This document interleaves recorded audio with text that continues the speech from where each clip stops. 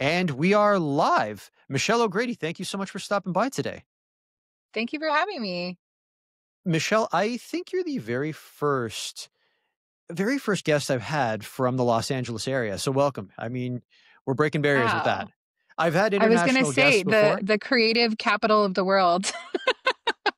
I've had my share of international guests, but never from LA. But we're definitely going to go Wow. into why it is the creative capital because we met at the Ad Age conference, small hmm agency conference in Toronto, a couple of weeks back.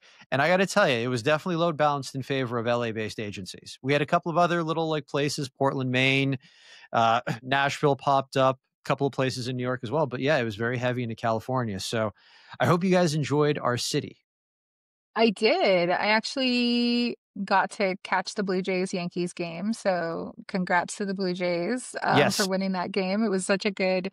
It was the final game of the series. But yeah, I love Toronto. It's always a good city to visit. maybe we'll be meeting the Dodgers in the World Series. Because yeah, You Dodgers are NL, know, right? they are There. NL, and it would be very exciting. I would happily travel to Toronto for another Blue Jays Dodger game. Well, we love having visiting fans come up here. That's something I've noticed. You're a big baseball fan, aren't you? I am, yeah. That's something I've noticed when you look at other sports. People don't really travel too much to watch their teams play elsewhere, with the exception of baseball. Like, I haven't been to too many baseball games in my life, but I will always bump into an entire family wearing jerseys from the visiting team. And I find that you only ever really see that during an NFL game, and they're there to start a fight more than anything else. I've been to my share of Bills games, and I've seen, yeah, Giants fans just get into it with the Bills, Bills fans, even though they know they're outnumbered. But I'm digressing a Yeah. little bit. Let's get into it. So, you're the founder and CEO of Team Friday. So, tell us what Team Friday is and what your role there is as CEO and founder. Yeah, I mean, I think a CEO, as any CEO, will tell you we do everything and all things and nothing simultaneously. I think our job is just to keep it running and keep it going and cultivate a team that you trust and can kind of carry the batons when you gotta focus on other parts of the business. But Team Friday's I call it a cross-cultural creative agency. So we do a lot in multicultural, but really looking at the weaving effect and the dot connecting effect that happens in culture. And then developing campaigns and strategies to help like push brands and government projects and all the other fun stuff that we get to work with forward. Okay, so we're going to come back to this later on, but as always, we start from the beginning. You're a Los Angeles native.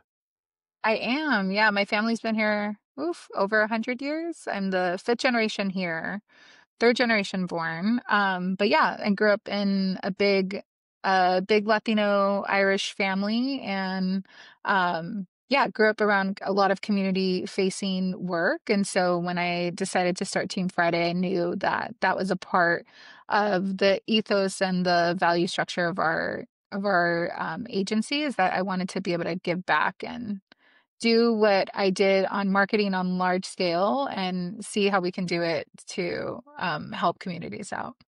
And you said Latino Irish. The Latino part, hmm correct me if I'm wrong, Mexican? Mexican, yeah. Mexican. Okay, so is there something to just, I guess, these Mexican Irish families? Because one of my favorite IndyCar drivers, Pato O'Ward, like you look at his name on hmm paper, you'd think he was straight from the Republic of Ireland. And then when you see him, hear him speak, he's very Mexican. Well, I mean, there's a whole history lesson around Irish and Mexican people and Irish helping or going to support the Mexican army during the Mexican American War Okay, I had no way idea. back when, right? So there's a whole sector of Mexican Americans called the San Patricios. And so my dad is actually Mexican and Irish. My mom is Mexican. But I can't escape my Irishness because my last name is O'Grady, and it's ever so present, just in title. So Okay, so yeah. Guinness or Corona or Tecate? Got to pick one. You're Oh at my the pub. God, neither. Neither. Oh, Yeah, I would do a harp if I was in Ireland. okay. And I'm not a big Guinness drinker. I think it's just for my taste, even though it's very delicious. And then I would do a Negro Modelo if I was in Mexico. What were your interests or hobbies growing up? Because when we were working on our pre-production notes, you said some things that some of my other guests have said, but there was one thing that stuck out specifically: school politics. Well, Yeah, I'm really interested in people. I think I'm really interested in how people move and what motivates people. I think I got interested in school politics, and political conversations, and not that we're a political organization by any means, but we do have a point of view. Um, but I think I'm just interested in how people move and how people get motivated to make decisions. And there's no bigger decision making that happens and is ever so present, I think, globally than politics. And so I think I knew at a really young age that that was going to be an area that we had to pay attention to, whether we liked it or not, whether we agreed with it or not, it's going to affect every part of our business. And so I just knew, I guess like junior high, high school, that I knew I wanted to learn about it. So I got involved in it, and then have been able to dot connect in the policy world ever since. when you look back at your political career in school, was there seriously, was there like a policy or anything that you enacted, like a change you made at school that you can look back at and go, "That's why this is done this way now because I was on student council"? Oh, I mean, well, it's been quite a few years since I was in school. I don't know what policies still enact, but I remember when our middle school was changing into to uniforms, and I thought that that would impede on kids' free speech and free expression. And so I petitioned the school board to grant exceptions if parents would allow for kids not to wear uniforms if they didn't want to. And that was like a really big thing. And it lasted, I think, all the way. I mean, I think till I was in college, and then I think they did eventually require everybody to use uniforms, but it was, I guess, a win for us in middle school in 8th grade. So wait a minute, you actually like, literally, it was like this mixed dress code then? I've never heard of It that. wasn't a Yeah, it was a mixed dress code, and basically there was 2 ways that I was talking to my parents about it. One was it was gonna be the first year that it was enacted, and there was no kind of financial subsidy for families who are now gonna have to spend money to support kids, multiple kids, in a new dress code, and I thought that was wrong. And I also thought, like, that was too restrictive. Like, there was just like, we couldn't roll up our jeans or roll up the pants, or there was certain colors that we had to wear at all times, and I was like, that doesn't make it's just like, what does that have to do with learning in that way? And so yeah, I positioned the school board, and we were able to grant exceptions. So if a kid wanted an exception and their parents granted it, then they would get it. Why do you credit your great-grandmother and your aunt as your greatest influences? Oh, I mean, I think that middle school story is kind of like one of those things where I learned really young, at a really young age, like the power that coming together has. We grew up in a area of Los Angeles called Outwater Village. It's North Outwater. I mean, my great grandmother, and my family who lived there, which I could at one point had a family member on each block of this square mile area. But they built the church. They had one of the first stores. They had the baseball park is named after my uncle. I think I credit a lot to how they thought about community and how they thought about rising together rather than stepping on top of each other. I think when I was at my great grandmother's house, like people would stop by, and I didn't understand what was happening at the time, but I didn't know that she was like lending money from her dining room table for people that weren't able to get loans at banks for whatever redlining reason or whatever. So I got to see that at such a young age, that like there is multiple ways to give back and still have a pretty fulfilled and like big life. It doesn't they're not in competition with each other. And so I think about that when we're thinking about Team Friday. It's like, yeah, we're expanding and we're growing, but like, how do we give back, and like what is the purpose of our work if we're not in service to others. And whether that's marketing or whether that's bringing other visuals to the table or thinking about languages as a part of our campaigns, we're always thinking about other people as as a way kind of like into the marketing arena. I ask everyone what their first job or first job ever was, usually their first part-time job. And you're the first one to work at a grocery store. And not only that, but you're the first one to actually reply back and let me know that I got a job for this reason, which was to buy a car. And I'm a big car guy, so I've got a lot of like questions right now. But let's start first with you refer to it as you were a grocery store bagger at Ralph's. Hmm. Yeah, so Ralph's is a chain of grocery stores in Los Angeles. I mean, nationwide. But yeah, I was a bagger at the grocery store. It was like 15 minutes from my high school. And I had a deal with my parents. My parents were very much, we're not going to get you a car until you're 18, but if you can afford to get a car before then we will help you with insurance. And so I totally took that on. I really wanted a car at 16, and saved up enough money to buy a car. I think I saved $1,000 to buy a very used, beat up car that I could call my own and just have some freedom in high school. And so that's what I did, and the rest is history. You're leaving all of us hanging. What kind of car was it? Oh my God, it was a 1993 like Honda Civic hatchback. It was like so it was like a gold color with like black trim. It was very fun at 16. The CRX model? Now I'm getting very I don't technical. know. I don't know. I'm not a car person, so I think it's whatever I could afford at that time. I like what you said though. You said you were it was all about freedom. Is that what you saw? Like you weren't really buying a car, you were like that was just the means to freedom. Yeah. Yeah. I think having independence is like a running theme in my entire childhood into adulthood. I think that's why I started an agency, so I could have that independence as well.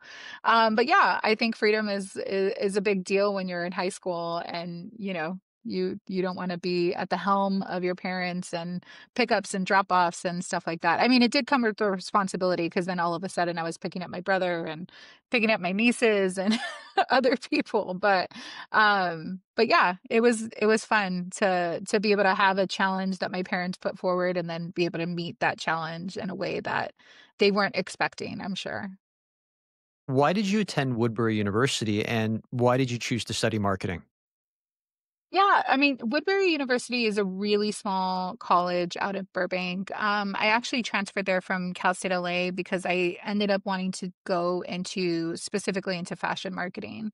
And so I worked, so they had a business program specifically in consumer behavior and fashion marketing and really looking at how marketing works in this specific field, and I was really interested in that, and so that's how I ended up there. It was really yeah, like a perfect blend of like an arts program meets a business program, in a really small environment that I knew I could like learn and like really dig my heels into. And yeah, it was an amazing time, and I ended up working in the fashion industry for 12 years after that. So I really enjoyed my education there, and yeah, I think I really just learned that I like thrive in really small academic settings from that experience. Expand a little bit on consumer behavior, kind of like not just what it is as at a discipline, but what you saw it as. Because I had a professor that I was pretty cool with back in university, and a lot of his concentration was on consumer behavior. And just to kind of move the conversation along, he would study like he'd go into like they go into like a sports stadium and they would look at how things are organized and like just the simple way of organizing products in a certain way would mean that someone was more likely to buy more without having to be advertised to. And I mean, you probably saw Yeah, that in retrospect back at your time when you look back at your time at Ralph's, the grocery store going, oh, that's why they put this here. And that totally. one's in the aisle as well. Yeah, I mean, there's a really, oh my God, I'm blanking on his name, but there's a really good book on this concept called Nudge, which is all around product placement, merchandising, and consumer behavior. And it's really in the field of behavioral economics and talk about like all those things kind of coming together. Yeah, I mean, I think I'm like I said, like I'm really fascinated with people and why people tick and how they work. And so I think going into consumer behavior was also that like kind of pull into psychology, and how Yes. psychology works, how people work in psychology, but then also the productization of this, all the kind of touch points that make somebody make a decision. And so that's consumer behavior, the study of consumer behavior. It's like down from the merchandising to the pricing to the advertising to all of these kind of like different components.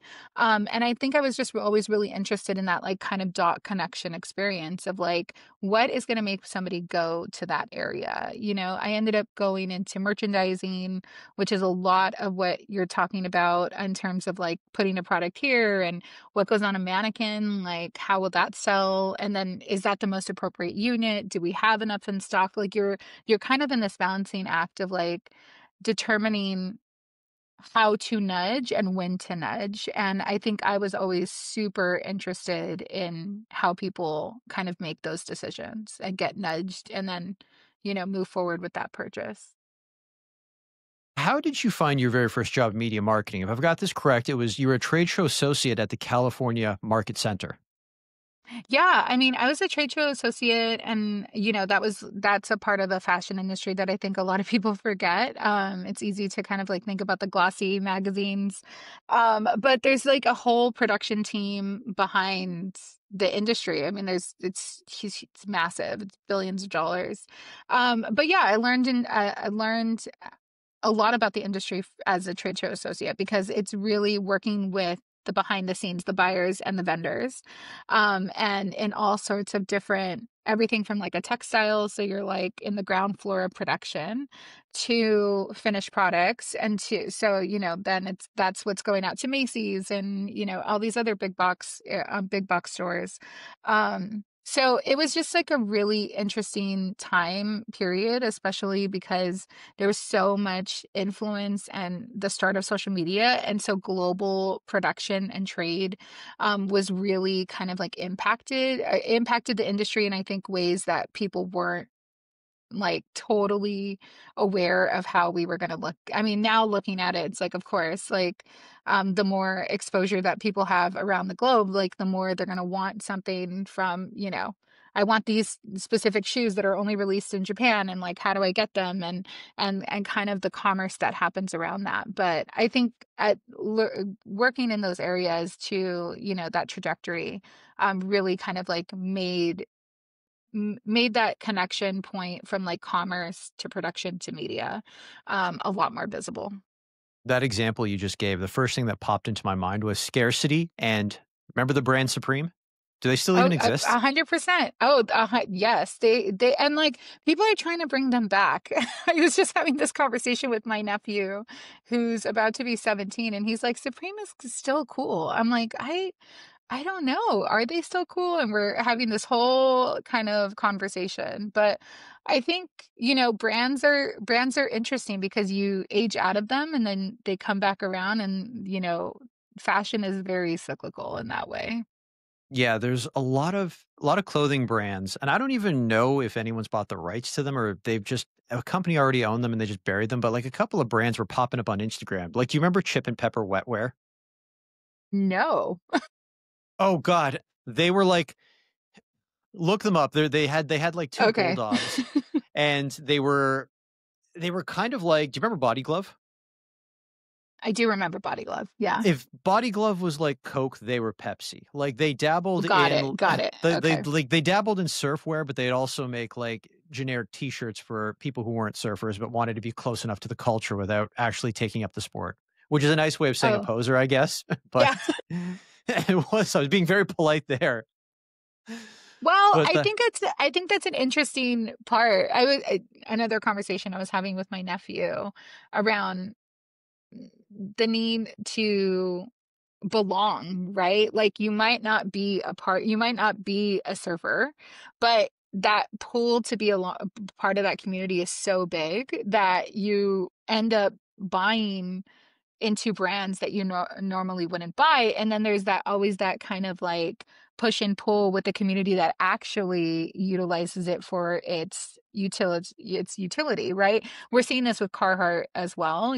Like everybody, Carhartt is a workman brand. Like it has always been a workman's brand, but you're having a lot of kids and people like, they're having their own kind of influenced by Carhartt. And a lot of people are like, I can't get that jacket that I use in the winter when I have to work outside because so many people who are Yeah. not who are not using it for the right reasons have bought this. And it's just, there's so many spoofs online about that. But I think it speaks more about the need to not just not just be a part of something, but also belong to something. I think we use brands as belonging signals and signals into society, to kind of help us tell our own story or where we want to go or where we aspire to be. And sometimes they're in conflict with like the actual person that we are and the place that we sit. Yeah, you never know who working for a company is gonna say what. I mean, you could throw Lululemon out there a couple years ago when Yeah. the CEO made that comment, you're just like, "Oh, great, there we go. Now yoga pants have been tossed into this mess as well." But it's just like simple things like just like leave it alone. But okay, so Yeah. let's take a step back because at this point, your career and your life was almost vastly different because you were strongly considering law school. Well, yeah, I mean, I think up until about 5 years ago, my parents kept asking me if I was still gonna go back. Yeah, Is it because does it happen to do with them wanting a lawyer in the family if there isn't one? Because I yeah, think of that's what every course. family wants is a lawyer. I think they always want yeah, I think every family wants a lawyer. Um, A yeah, I lawyer, an mean, I accountant, a plumber, an a carpenter, accountant, yeah, you got all of that, everything. everything's taken care of. Yeah, exactly. Yeah, I mean, I really wanted to go into the type of law that I wanted to go into was really married into the arena. It's not too far, which is intellectual property, right? Okay. So at that point, fast fashion was really picking up, and I was really interested in knowing how or like this goes back to like giving back, but like if I was going to go into intellectual property, it was like really to help independent designers reclaim some of their work as social media started to go crazy, right? So you would put your work online, somebody would see it, and then it would end up in a fast fashion conversation, a month later. And they had the production prowess to be able to be able to do that ahead of your schedule. And I mean, we're still seeing it, happen over and over and over again. But that was really what I was interested in doing. And I think yeah, I mean, there's a lot of reasons why I didn't go, but I was still interested in like how we credit people and make sure that people get their due rights, especially creatively, because that's super important to make sure to create that infrastructure and to maintain that infrastructure of creativity. Oh, especially with AI now. I know it's I mean, I'm closely watching those cases. I'm sure a lot of us are in terms of like what that means. I think it also is going to be a big thing for I know everybody's talking about it from an advertising standpoint about efficiency and design, but we're very big on like human-centered approaches and you can't do that with just AI. It's still going to require a person and making sure that our clients are protected on AI, right? Like not putting their material up to kind of feed these LLMs. But yeah, it's an interesting territory, and I know everybody's watching it. You continued at California Market Center, but then you assumed a new role. You were the trade show director. So how did your responsibilities change when you received the promotion? Yeah, I mean, I think at that point I was responsible for all of the trade shows. So I had, a couple of associates under me that were selling, and my job was really more, and less administrative, on the ground, and more kind of sales and PR, and making sure that the shows were well attended.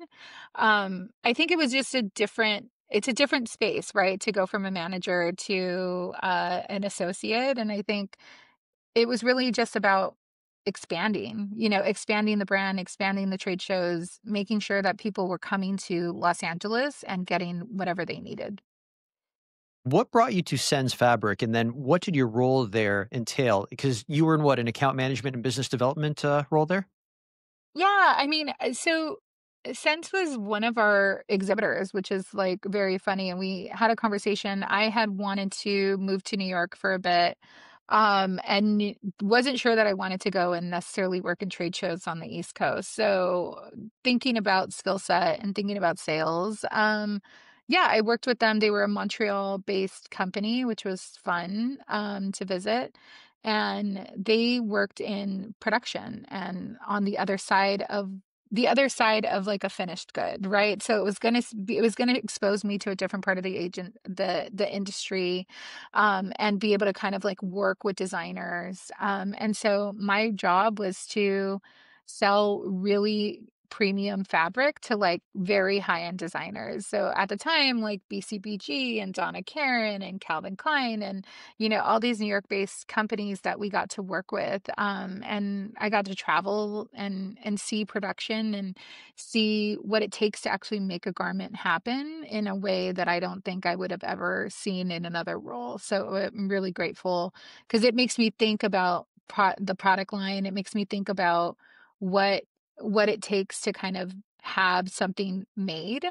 And so, we're constantly thinking about, that goes back to the dot connection piece, like using every part of my past experience to kind of connect dots and make sure that we're doing, now thinking about sustainability, now thinking about the ethical parts of those production lines, and really making sure that our clients are aware of all those moving parts that can be considered when they're thinking about marketing and public relations. So, yeah, I had a really good time. I loved New York, and moved back basically because my oldest nephew was just being born, and I kind of didn't want to miss out on family life. So, but I had a really good time with Sense.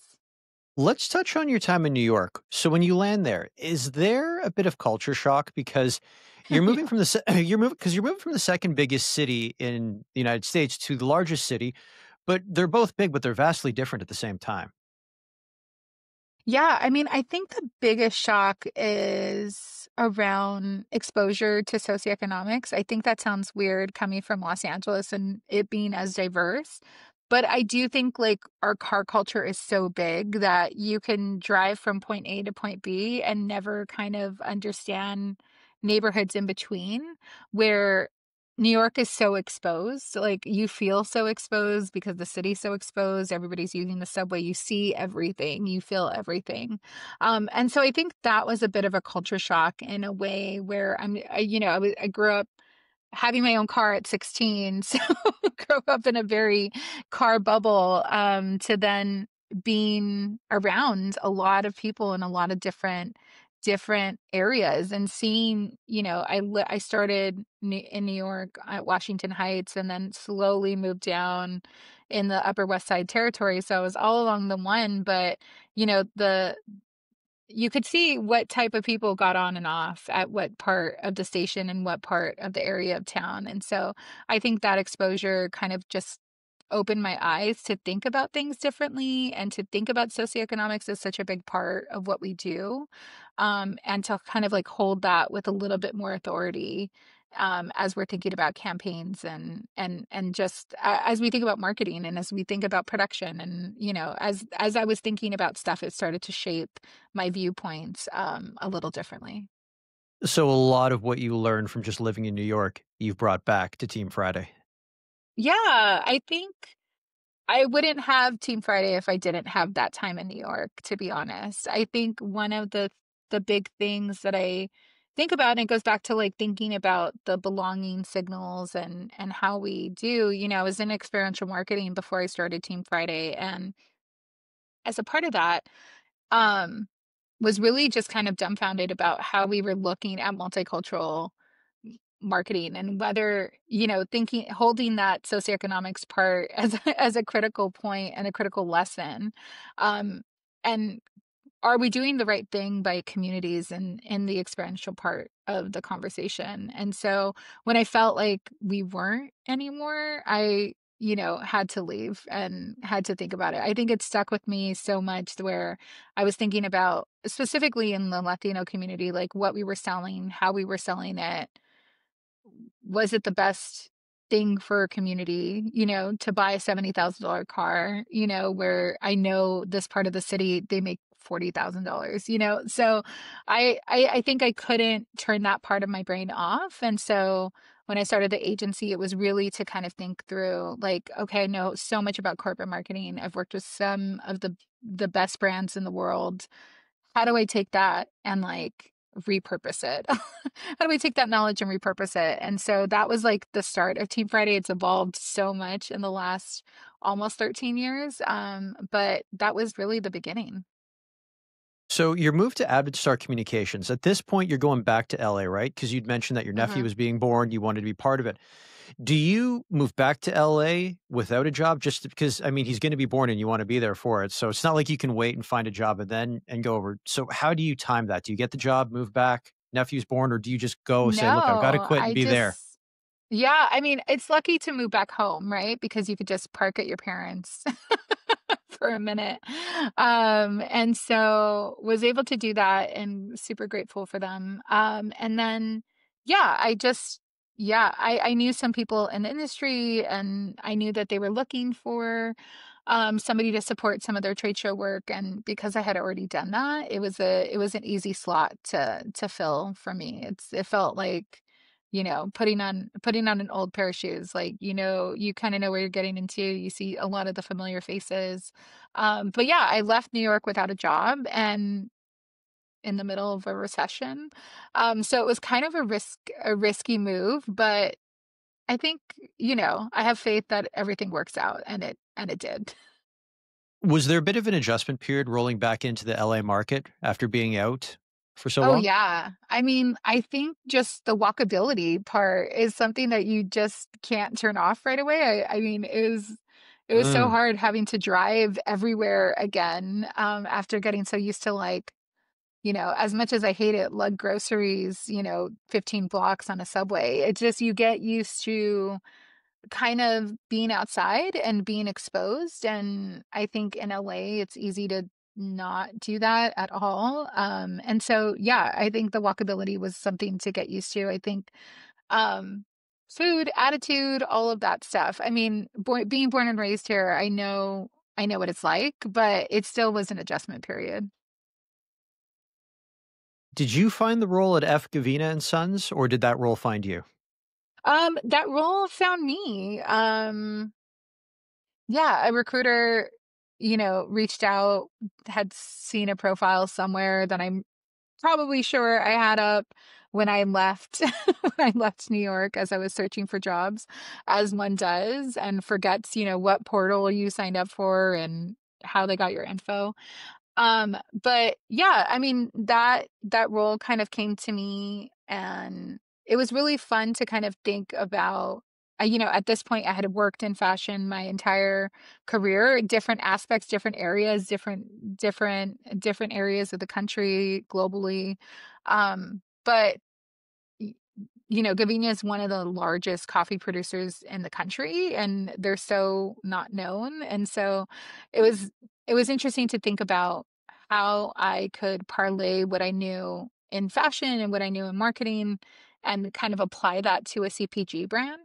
And a CPG brand, but then a B2B brand and all of those kind of like intricate details. And so yeah, I think thinking about it, it was an interesting period, but yeah, they recruited me to start their experiential department, and so I got to take some of what I knew about exhibitor and trade show relations and CPG knowledge and hire a team and get them off the ground.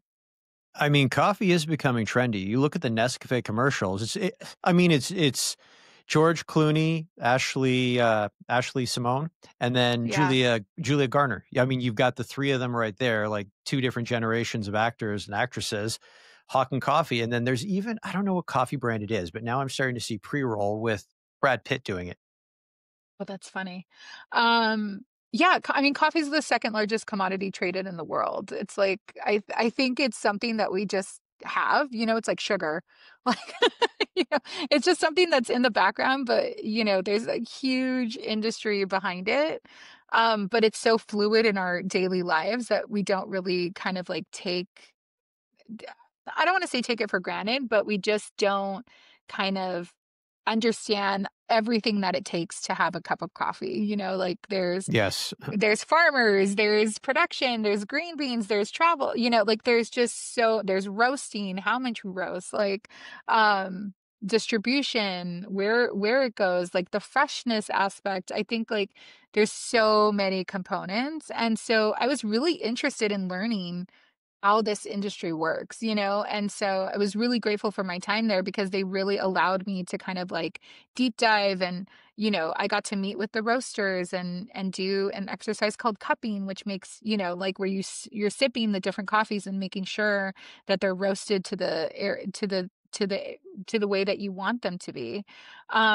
And then parlaying all of that knowledge and like how do you create an experience for consumers who are going to taste that coffee for the first time in a 30-second experience, right? Like you probably have 5 to 10 to 30 seconds with each potential customer. And so that first impression is going to really make a difference in whether they're going to purchase you on a shelf or they're going to purchase a Pete's or they're going to purchase a Starbucks or they're going to purchase, you know, get an espresso machine. Like, all of that makes a difference. And coffee is one of those things where it has to be tangible. So you're thinking about the tangibility, you're thinking about the production aspect, and then you're thinking about the longevity of the conversation that you can have with consumers. And you've gotta get the temperature right if you're sampling. That's something I've noticed. Yes, This it's sounds like a so joke. true. I noticed that at Costco, they will have tea and coffee samples, and you can just tell as soon as you touch the cup, you're like, "Nope, nope, can't can't do it, way too Yeah, hot." I mean, no one wants to drink brown water. You want to drink coffee. You want to drink tea, not brown water. So I totally agree. And I think in the summertime, it's just like also showing that it can be cold. It can be you can make all these fun drinks with it. So we would get really creative and my team would get really creative on how to showcase the best qualities. So, can we call you a coffee snob now? Connoisseur? Like, did that job do that to you? Sure. Oh yeah, totally. But I do love a convenience. I travel a lot. So my friends will always say, you're the most coffee snob, but you drink Starbucks. And like, it's I'm like, yeah, like it's everywhere. You can't escape it. But yeah, if I'm in LA, then I definitely go to my favorite coffee shops and make my own coffee at home and do pour overs and definitely went into snob territory after this job. Okay. So, how did your career change when you moved to the RMD group and you were looking after account management there?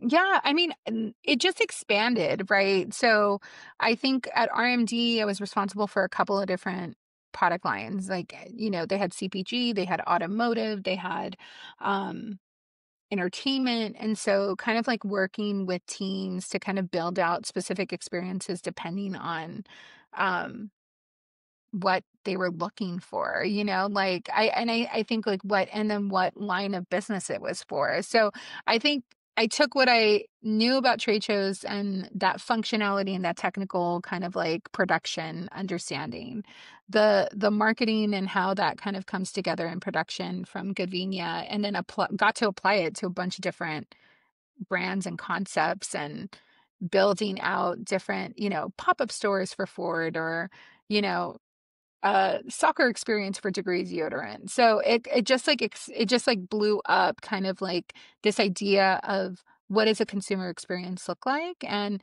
how every consumer experience is a consumer experience but can be so different from each other so that and fits that brand and can you could be really creative within those boundaries of brand. Okay, so let's bring things full circle. So we've already alluded to it, but where did the let's complete it. Where did the idea for Team Friday come from? Um, so I think the idea came out when I was working with RMD. I think, RMD was great at multicultural. That's what they did. And I think I really was starting to dot connect a bunch of different aspects of my life at the time that I started Team Friday. It's like politics, belonging, socioeconomics, like all of these different, marketing, consumer behavior, like all of these kind of like institutional things that I had learned over the course of my, starting my career. And I really think you start your career at your first job because you start to learn things. Um, and decided that I wanted to think about or build a marketing shop that kind of connected the silos, right? So we weren't just going to be an experiential shop that did consumer experiences for these audiences and et cetera, et cetera. It's like I wanted to look at the work that was in between audiences. So we're not living in silos, if anything, we're living closer together. Um, because we're so connected on the internet, it's like I wanted to kind of like look at those kind of in between moments. And so there wasn't an opportunity to do that at RMD because they were pretty set on their vision and rightfully so. But I think for Team Friday, where that came out of was just the need, this kind of inkling or calling that you kind of keep getting. It's like that little voice that doesn't shut up. And so at some point it just got too loud to ignore. And the rest is kind of history. And then, 12 years, 13 years, almost 13 years later, we still have that same philosophy around looking at the in-between spaces as a part of our marketing um, and brand development. So we've been talking about this, and you already alluded to the idea of marinating for a while. At what point do you say to yourself, "Screw it, let's do it. I'm going to move forward with it"? Yeah, I mean, I don't think that there's ever a right time to make the leap. I think you make the leap as a part of, this kind of like unthinkable belief. I think, this ultra knowing that what you're going to do and put out in the world is going to work and there's someone for that. I didn't really know how it was gonna work. I won't pretend that I knew what running a business would entail. I kinda still don't. I feel like we I I've hear that learned from a lot of something. founders. I mean, it's crazy. It's a crazy kind of cosplay that we do a lot to kind of say that we'll figure it out. I don't know any founder that says I have everything figured out and, I don't have a new experience every year. Every year is a different experience. And so when people are like, "What's your day like?" I'm like, "Which day?" Like I don't, you never know what's going to happen or pop up. But I think it was just this knowing that I wanted to work in those segments in between. I wanted to work in the dot connection. I wanted to kind of marry all of my experiences, policy, socioeconomics, fashion, production, CPG, like every experience that I've had thus far into building an agency that kind of looked at those kind of weaving what's the weave of people and using kind of a human development centered approach to developing work and developing working with clients who are really interested in getting to know their audiences better. A lot of us can do the technical stuff. The thing that sets everybody apart is their approach to how that technical stuff gets done. And so I really wanted to just kind of start using this kind of like, inkling that I had and start to test, does it make a difference and how does it make a difference and why is it so important to me. I think being mixed is one of those big things because I'm always in the hybrid. I'm always thinking about how my even my internal world experiences things and how they connect. And so I really wanted to see how we could do that, thinking taking a business model and trying to make something from it. Where did the name Team Friday come from? Yeah, so Team Friday is like really a playoff of Girl Friday and Man Friday, which is kind of like your right hand person. So I always think of our I don't think of our clients as clients. I think of them as partners because we're often testing stuff, we're piloting stuff together. And so we're in it with you. Like I strongly believe like we're in it to make all of us look good, right? Like not just the client, but we want to we're so committed to our work and our philosophy and how we do things that we want to make sure that we're partners in this. And so it was really just to kind of nod to that experience of like your right hand person, the person that you can turn to kind of like help you get to the next level. We're getting close to the 13-year, if I got it right, the 13-year anniversary for Team Yeah. Friday. So what did the company look like day 1 versus what it looks like today? Like, what are the differences? Well, I think day one is just me. And now we have a really amazing, awesome group of teams and partners and, clients and all of that stuff. I really started it with $15,000 in my savings account and not one client. So, really Really? started Not it one from client. not Okay. one client. I was asked where I was going. I told certain clients, but I also was like very adamant that one, I wasn't prepared to service, Fortune 100 companies as an independent consultant. But also like I didn't want to be disrespectful to other agencies that I had worked with, like if there was an opportunity to partner with people and kind of bring Team Friday into the fold, that ended up happening quite a lot. And we're so grateful for all of the people that we could partner with. But there's enough business for everybody. And I truly believe that. So there wasn't a need to kind of like steal clients or take them with me in any way. And also I wanted to get into different fields. I had worked in CPG and brand and entertainment at RMD. I really wanted to kind of go into what does a ballot initiative look like? What does it mean to take what Coca-Cola would do and apply it so that the county has park funding and we're voting on that. So I got to experiment a little bit in the beginning years and we're still experimenting to this day because nothing is ever truly set. But it looks quite different. I mean, I have an amazing team and we have amazing partners that we get to work with every day. And yeah, it's grown, which is kind of weird. It's weird to watch it and to be in it simultaneously. It's interesting because you brought up the ballot initiative, and that's something, correct me if I'm wrong, that's very specific to California where there's a lot of direct democracy. And so Mhm. there seems to be a lot of opportunities to work on these sort of ballot initiative, micro level political campaigns that otherwise you wouldn't see in other states.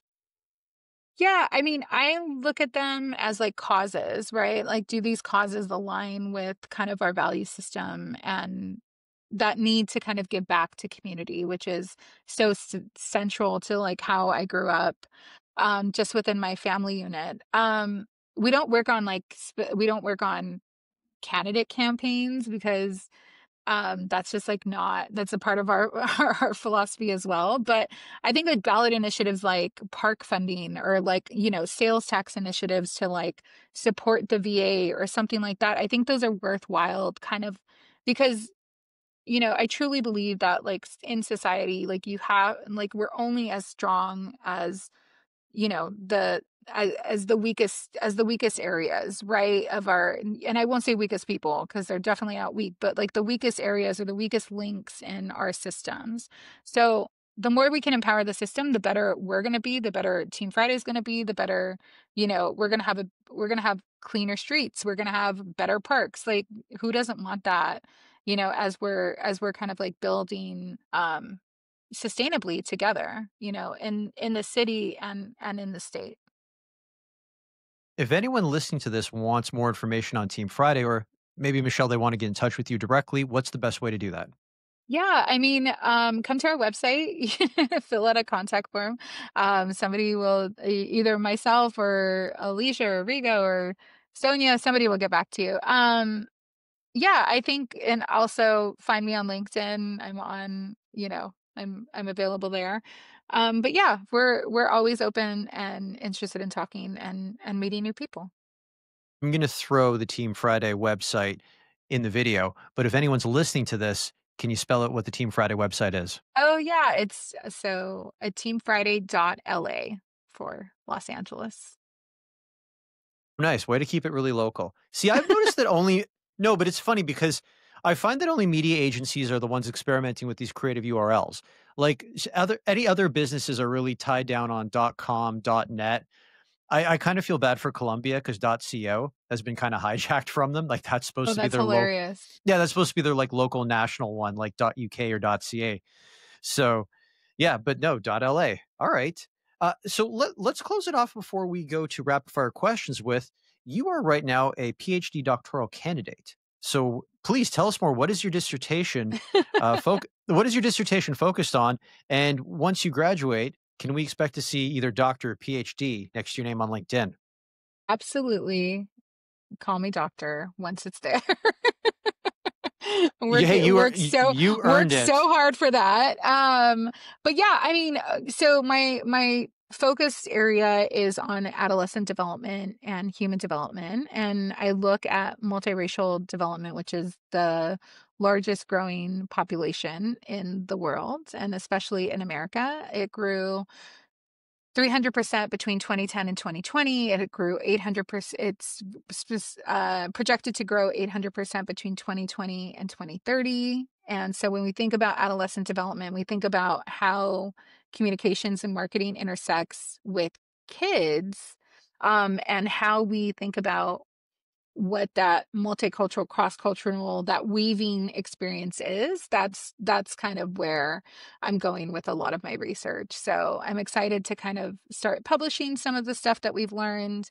I'm excited for our clients who have let me kind of test some stuff based on based on academic hypothesis, and kind of start to bridge, um, yeah, start to bridge communities together. I think there's been a lot of siloing. I think marketers are really good at segmentation. But the next generations aren't going to be as segmented as they're not going to fit into neat boxes. And so what do marketers and communicators need to be prepared with for this kind of budding development? Michelle, this has been a fantastic chat. Are you ready for rapid fire questions? Yes, sure. All right, let's do this. The campaign you're most proud of. Oh, I think I'm vaccinated because we got brought in to do, speaking of cross-cultural work, we got brought in to do some cross-cultural work for COVID-19 vaccinations. And however you feel about vaccinations, that's neither here nor there. But I am proud about the vaccine adoption that we got to do by creating commercials with real people who got vaccinated, and explaining their stories. And yeah, so we saw vaccination uptick with that campaign, and it was really exciting to see just how influential it was. Your favorite movie. I have two usually. I have Devil Wears Prada and Snatch, which I know are on very opposite spectrums of the movie experience, but yeah, two favorites. Snatch is a great film. Yeah, Snatch. Well, so is Devil Wears Prada. I mean, they're It's very. they're very different, don't get me wrong. I mean, Snatch isn't gonna get a sequel, but I hear Devil Wears Prada, they're in the middle of, like, I filming a sequel know, right which now. I'm kind of bummed about because I feel like it's just perfect the way it is. I trust Meryl Streep, so I'm sure it'll be great. But yeah, Snatch, one of the best movies for all the reasons that it could be a best movie. Brad Pitt deserved an Oscar for Brad that. Pitt, 100%. And I He's think playing it's an like, Irish gypsy, and you can't understand a single thing he's saying. yes. I mean, all of it. I mean, just the cast is so stacked, and I think it's at a point where some of them are really well known and some of them aren't, but they're all playing such interesting roles. I mean, Benicio del Toro is one of my favorite all-time actors, and so he's brilliant in that too, which yeah, none of it makes sense, but it all makes sense together. It's your typical British gangster Guy Ritchie film. That's what he's Yep. known for. Yeah. Yeah. Have you Classic. seen sorry, not to digress, have you seen The Gentleman by any I chance? have, of course. Did you see the Netflix TV show as well that he did? Yes. Yeah, Not I as good as did. the movie, but it's I'll It give it to was him. pretty, yeah, I thought it was okay. I'm interested to see, I think they're supposed to have a season 2, so I'm interested to see what Yeah, transpires as a part of it. there is a season 2, but I don't know, without Matthew McConaughey, I don't know, it feels like It's it's like lacking, it's lacking. it's like McDonald's without the Big Mac. Why even bother? No. There Yeah, there we go. So, staying yeah. on the topic of movies, if Hollywood were to make a movie based on your life story, who would you want to play you? Who would I want to play me? I think, I love Anne Hathaway. Um, I I think she's great in all of her movies. We don't look similarly, but I wouldn't mind if she played me. If we were to make that movie based on your life story, what would you call it? Oh, I guess my theme, life theme, which is connecting dots. So yeah, it would just be a bunch of random things put coming together. Your favorite book? Um, yeah, my childhood, I think of Chicana Falsa by Michelle Serros is one of my favorites. And The Perks of Being a Wallflower, I read that in high school, which is dating me for sure. But I think one of the greatest books you can read as a coming of age story when you are coming of age. So yeah, I'll say those two. Your favorite song? Um, that's such a draw. That's so hard. I There's know it's so like much. picking your favorite There's so much. child. I know it really is.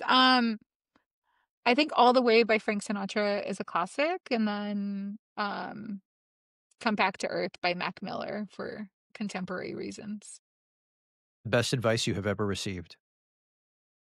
Um, yeah, I think connect the dots. I think I had a really interesting mentor when I was coming out of college that said, look at everything and figure out how they connect together. And that's been a theme ever since. So, yeah, highly, highly, that's always my big advice. Like, look at everything. How does it connect back to you? Because everything is interconnected. So, If you could go back in time and give your younger self advice, what would you say? mm, don't stress the timeline, keep it chill. Things will happen when they're supposed to happen. You know, the universe doesn't miss. My signature closing question: if you weren't in media and marketing, what would you be doing and why? I think either I'd be a behavioral like economist. I can't say that word. Behavioral economist, or I'd be a therapist, because I'm just so fascinated with people. Michelle, we're going to end things right there. Thank you so much for stopping by today. Awesome. Thanks so much for having me. I really enjoyed it.